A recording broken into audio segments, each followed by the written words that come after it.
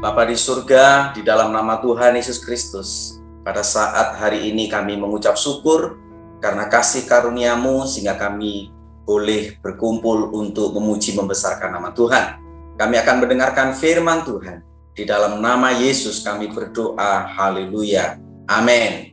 Puji Tuhan, firman Tuhan di dalam Mazmur pasal yang ke-6 ayat yang pertama sampai dengan ayat yang ke-4 berkata demikian. Untuk pemimpin biduan dengan permainan kecapi, menurut lagu yang ke-8 Mazmur Daud. Ya Tuhan, janganlah menghukum aku dalam murka-Mu, dan janganlah menghajar aku dalam kepanasan amarah-Mu. Kasihanilah aku Tuhan, sebab aku merana. Sembuhkanlah aku Tuhan, sebab tulang-tulangku gemetar, dan jiwaku pun terkejut. Tetapi Engkau Tuhan, berapa lama lagi? Saudara yang dikasihi Tuhan, ayat yang kedua diawali dengan suatu kalimat yang cukup singkat, yaitu ya Tuhan. Tetapi di ayat yang kedua ketika diungkapkan dengan kata yang mungkin singkat, yaitu ya Tuhan, tetapi ini adalah sebuah alamat doa yang sangat jelas.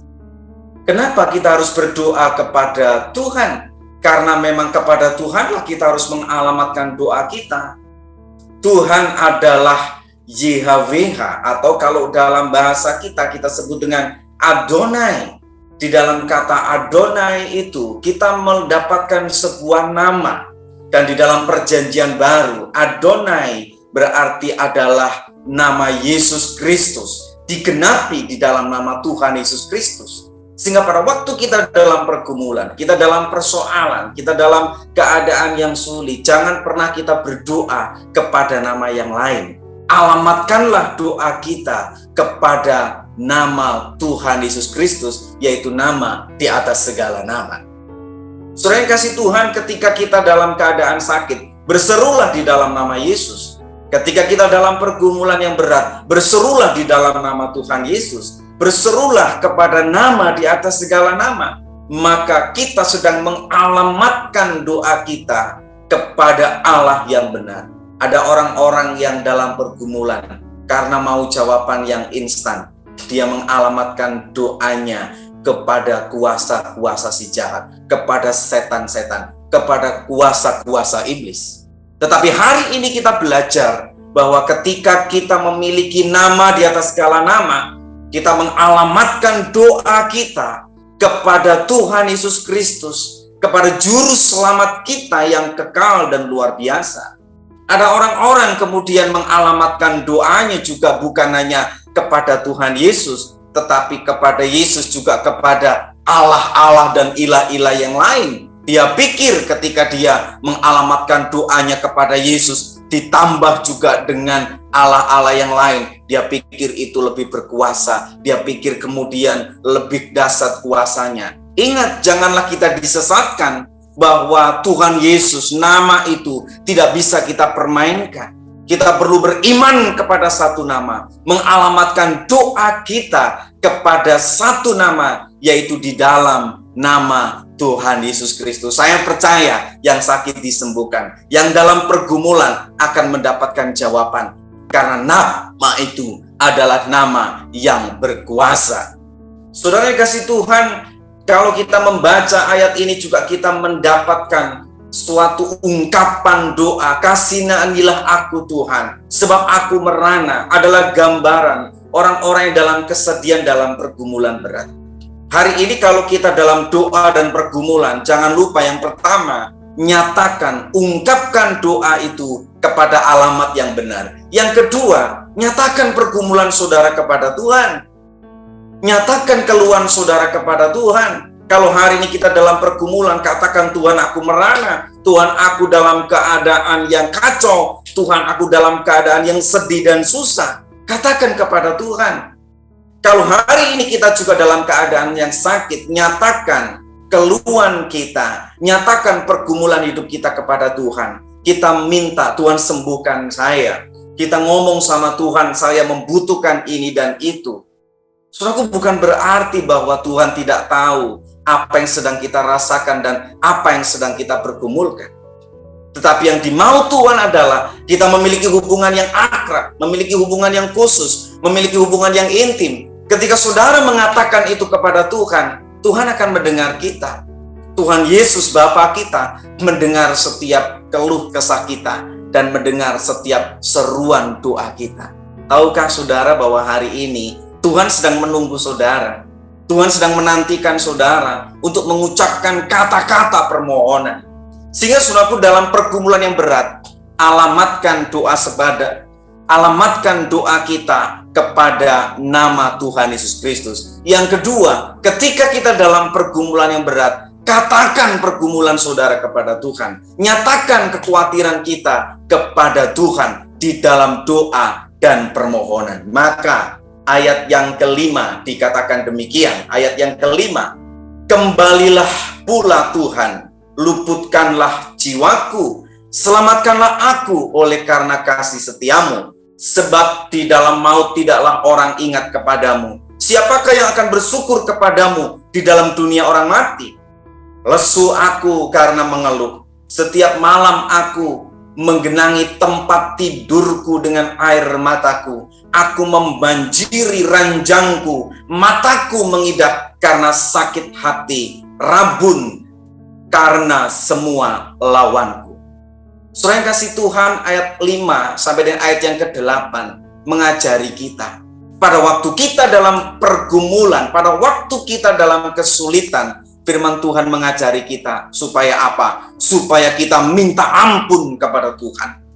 Pada waktu kita berdoa, minta ampun sama Tuhan. Karena mungkin sakit hati, karena mungkin kita ada iri hati, karena mungkin ada kejengkelan, sehingga kita membanjiri tempat tidur kita dengan air mata, kita marah, kita kesal. Dan akibatnya apa? Akibatnya kita menghadapi sakit penyakit. Akibatnya kita dalam persoalan dan pergumulan yang berat. Memang kita tahu, tidak semua sakit penyakit, tidak semua pergumulan itu akibat dari dosa dan kesalahan kita. Tetapi kalau hari ini kita dalam pergumulan, kita menghadapi sakit penyakit, mari kita merendahkan diri di hadapan Tuhan. Mari kita introspeksi diri kita. Mungkin ada sakit hati yang kita simpan sehingga kita mengalami sakit fisik. Tahukah saudara bahwa begitu banyak kondisi fisik kita dipengaruhi oleh kondisi psikis dan kejiwaan kita? Berapa banyak orang kemudian juga berkata menasehati kita ketika kita dalam keadaan dan pergumulan, kita disuruh untuk introspeksi diri. Dan cara berdoa adalah minta ampun sama Tuhan.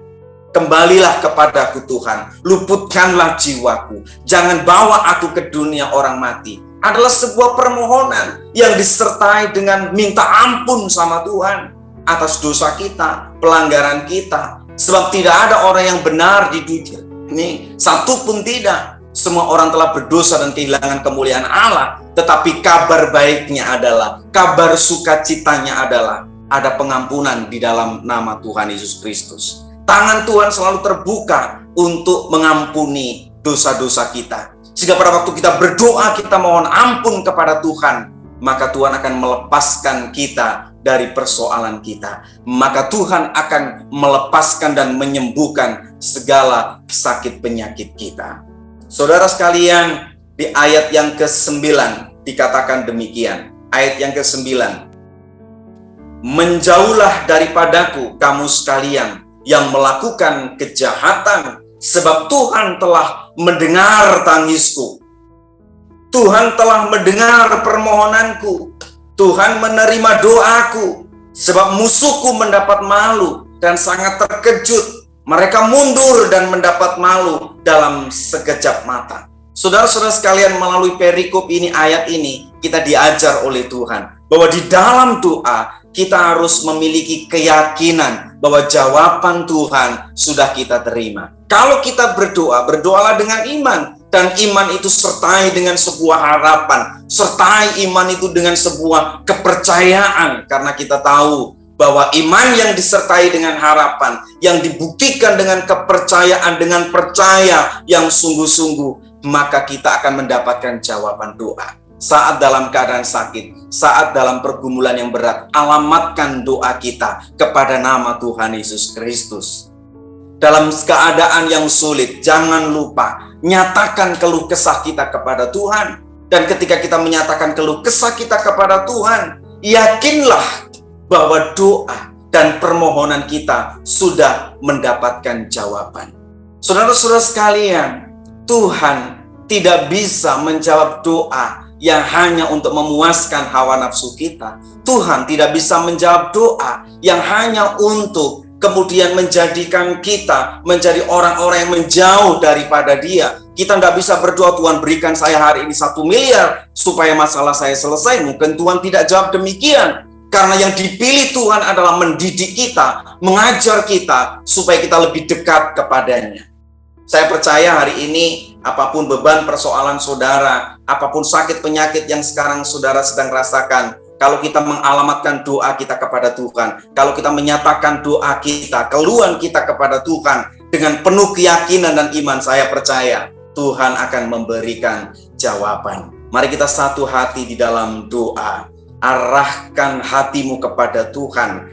Taruh tangan di dada ketika kita menghadapi persoalan. Taruh tangan pada bagian yang sakit. Tuhan, kami berdoa di dalam nama Yesus. Engkau menyembuhkan kami yang sakit. Engkau melepaskan kami dalam segala pergumulan. Kami percaya kuasa Tuhan tak pernah berubah. Dulu, sekarang, dan sampai selama-lamanya, kuasa Tuhan tidak pernah berubah. Oleh bilur-bilur Tuhan, oleh kuasa darah Yesus, yang sakit disembuhkan di dalam nama Yesus, yang sedang dalam pergumulan berat dilepaskan di dalam nama Tuhan Yesus. Kami percaya, kami sedang meminta dan mengalamatkan doa kami kepada Allah yang benar. Ini doa kami, syukur kami, di dalam nama Yesus kami berdoa. Haleluya, haleluya, amin. Puji Tuhan. Jika Bapak, Ibu, dan Saudara sekalian masih membutuhkan dukungan doa, dukungan dari konseling, kita selalu ada untuk melayani Bapak, Ibu, Saudara sekalian. Silakan menghubungi nomor-nomor yang tertera. Tuhan Yesus memberkati.